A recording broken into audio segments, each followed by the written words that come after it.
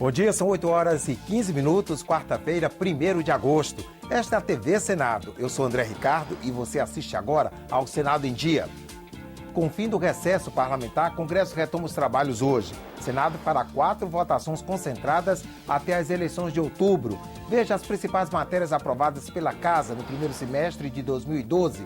E projeto proíbe a realização de concurso público exclusivo para a formação de cadastro reserva. Agora, no Senado em Dia.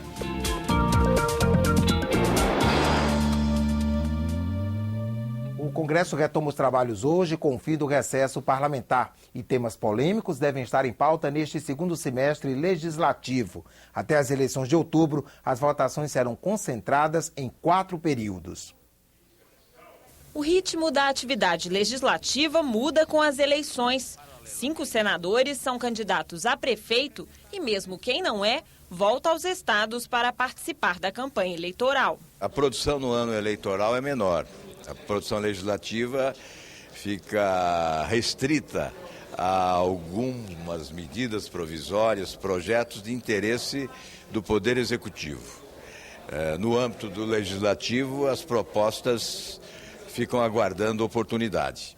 O presidente do Senado, José Sarney, marcou 4 períodos para concentrar as votações no plenário, de 7 a 9 de agosto, de 28 a 30 de agosto, de 11 a 13 de setembro e de 16 a 18 de outubro. Após o segundo turno das eleições, em 28 de outubro, a expectativa é que a atividade legislativa volte ao normal. Esse calendário foi muito pensado por todas as lideranças e pela mesa diretora, aprovado pelo plenário, que está atento a todas as janelas, não só de medidas provisórias, mas também de pauta, para que nós possamos votar algumas matérias que são polêmicas, mas necessárias no segundo semestre. Na semana que vem, o plenário deve votar o projeto que reserva metade das vagas nas universidades federais para alunos que cursaram todo o ensino médio em escolas públicas.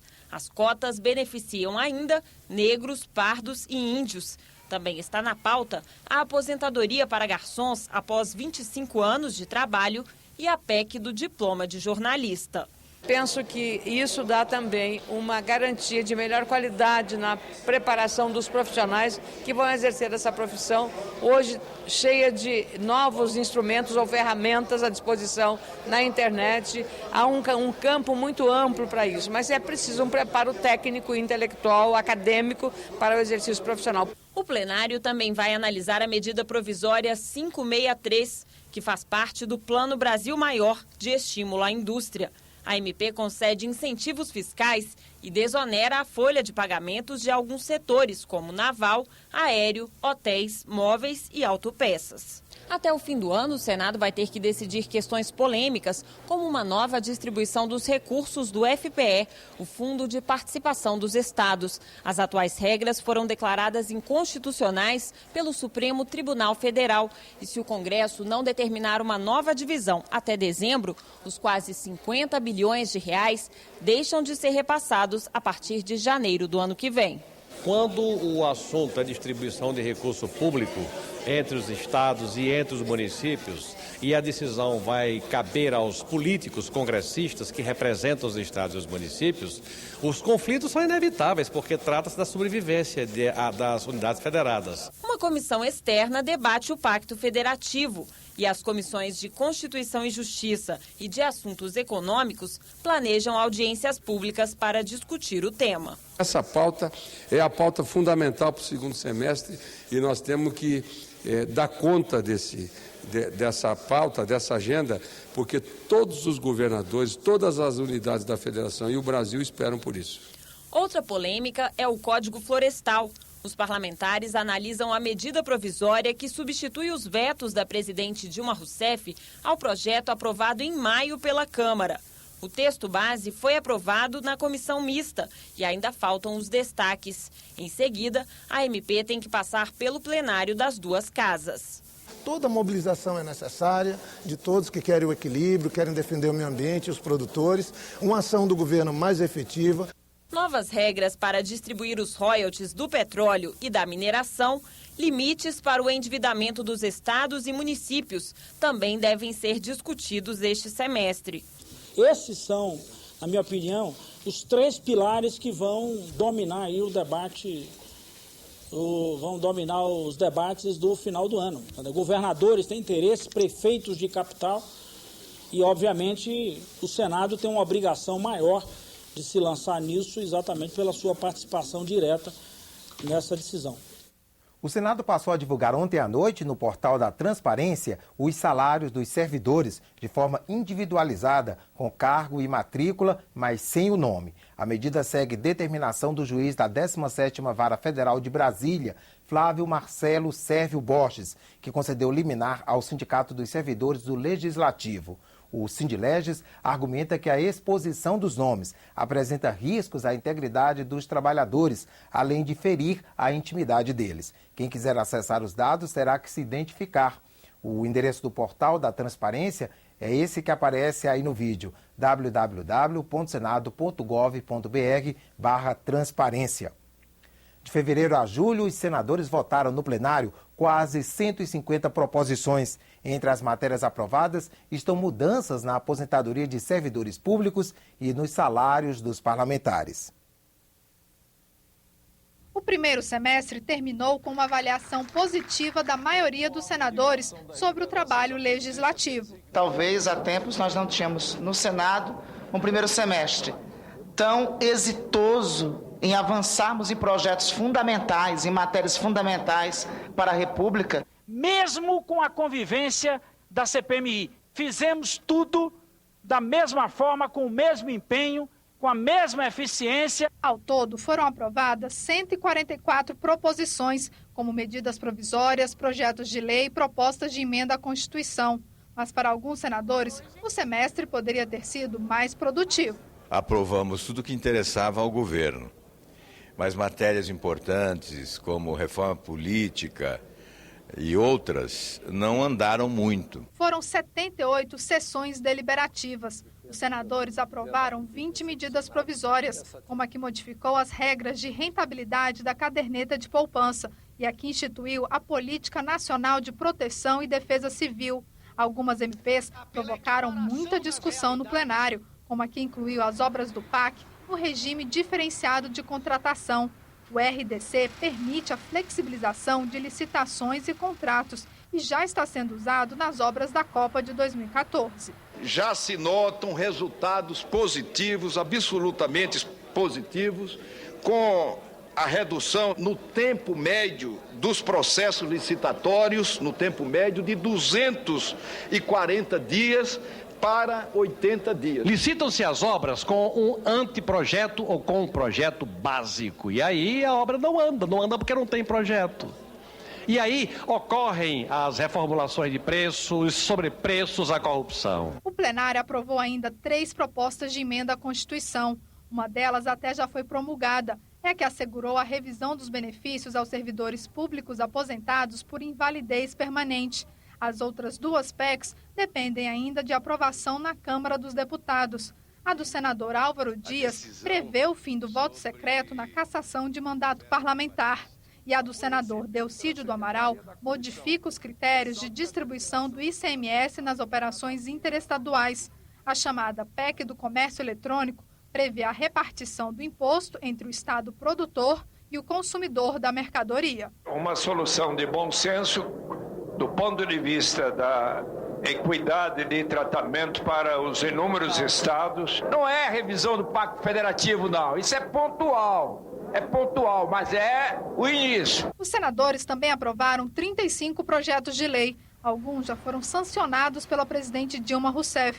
Nessa lista, destaque para o que instituiu o FUNPRESP, o regime de previdência complementar para os servidores públicos federais, e o que tornou crime a exigência de cheque-calção para atendimento médico-hospitalar de urgência. É perfeitamente factível para as empresas que exploram o ramo hospitalar encontrar um documento que a pessoa assine e, portanto, tenha como ir atrás depois do pagamento. Outro projeto aprovado pelo Senado e que já está em vigor é a Lei Geral da Copa. No dia da votação, muito debate sobre a venda de bebidas alcoólicas nos estádios. ficou decidido que a FIFA deverá negociar diretamente com cada cidade sede dos Jogos. Essa exigência da FIFA, ela é absolutamente irracional e extremamente injusta. Essa foi uma exceção que o governo brasileiro acordou com a FIFA. Isso é transitório. De fevereiro a julho, os senadores aprovaram 25 projetos de resolução que não precisam passar pela Câmara dos Deputados. É o caso do projeto que resultou na cassação do senador Demóstenes Torres. Sim, 56, 19 votos, não, abstenção 5, total 80. Considero aprovada sem objeção do plenário. Outro projeto importante foi o que unificou em 4% as alíquotas de ICMS interestadual sobre produtos importados a partir de janeiro de 2013. Isso faz com que a gente acabe com a chamada guerra dos portos, ou seja, estados que dão incentivo fiscal para a importação de produtos, dando vantagem a esses produtos perante os produtos brasileiros. Na lista dos 31 projetos de decreto legislativo aprovados pelo plenário, destaque para o que acaba com o 14º e 15º salários de deputados e senadores. A Constituição fala no 13º, 14º e 15º salários, não existe na Constituição. A proposta ainda depende de aprovação da Câmara para entrar em vigor. É uma longa relação do que nós conseguimos e com o povo brasileiro participando dos nossos trabalhos, opinando, fiscalizando, louvando, censurando, questionando. Isso é muito importante para todos nós. Também entre as matérias aprovadas no primeiro semestre de 2012 está o projeto que proíbe a realização de concurso público apenas para a formação de cadastro de reserva. A gravidez fez Anne mudar de ideia sobre o emprego na iniciativa privada. Há 1 ano e 6 meses eu sou mãe e eu precisava de mais tempo para minha filha. Focada nos estudos desde o início do ano, ela já foi aprovada em 2 concursos. O problema é que, em ambos os casos, o edital não trazia previsão de vagas, apenas criava um cadastro de reserva. É frustrante porque, não sei, eu estou cansada de estudar, mas eu não posso parar porque não tenho certeza de nada. E a gente fica nessa expectativa. A gente tem que ter muita calma, né? Porque não tem certeza de nada. Então a gente tem que continuar estudando até conseguir ser nomeado e tomar posse, né? O Instituto Cadastro de Reserva foi criado especialmente pelos tribunais, nos seus concursos públicos, para burlar as decisões dos tribunais superiores, especialmente do TST, do STJ e do STF, que dizia o quê? Que aprovado, dentro do número de vagas, previsto ali no edital, tem direito líquido e certo à nomeação. Ou seja, o candidato passa na prova, fica bem qualificado, mas não possui nenhuma garantia de que será chamado. É uma falsa sensação de felicidade. Você fica feliz por um lado, todo mundo sabe que você passou, todo mundo sabe que você é praticamente um servidor, mas na verdade o dinheiro no bolso a gente não tem, né? Mas os concursos públicos com esse fim podem estar com os dias contados. Um projeto aprovado no Senado proíbe a realização de seleções quando não houver previsão de vaga no edital. Na prática, vai obrigar as empresas e os concursos a que sejam melhor planejados. Porque hoje você faz um concurso, não define a quem você vai chamar e o quadro de reservas.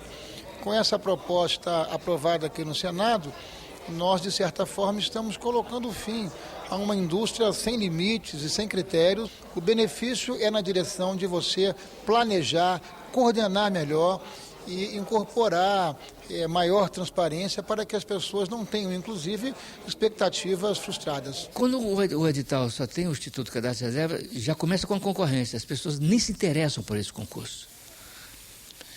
Às vezes nem se preparam direito para esse concurso. Então isso não é bom para ninguém. A novidade só não se aplica às empresas públicas e sociedades de economia mista. No entanto, caso elas realizem concurso exclusivo para cadastro de reserva, não poderão cobrar taxa de inscrição. As pessoas se dedicam, as pessoas estudam, as pessoas, para além da sua carga de trabalho, viram noite estudando e ficam naquela expectativa, fazem um concurso, são aprovados, aí entram no quadro de reserva e não são chamados. Então, isso que nós aprovamos aqui, a meu juízo, aperfeiçoa a legislação, incorpora transparência, disciplina e planejamento. A CPI do Cachoeira tem 5 depoimentos marcados para terça e quarta-feira da semana que vem. Mas 3 depoentes já entraram com pedido de habeas corpus no Supremo Tribunal Federal para garantir o direito de ficarem calados. O policial federal aposentado Joaquim Gomes Tomé Neto conseguiu uma liminar e deve permanecer em silêncio. Os pedidos da ex-mulher de Carlinhos Cachoeira, Andréa Aprígio, e do contador Rubimaier de Carvalho ainda vão ser julgados. A atual mulher do contraventor, Andressa Mendonça, e o ex-cunhado de Cachoeira, Adriano Aprígio, também foram convocados a comparecer à CPI na próxima semana. O Senado em Dia termina aqui. Continue assistindo a nossa programação.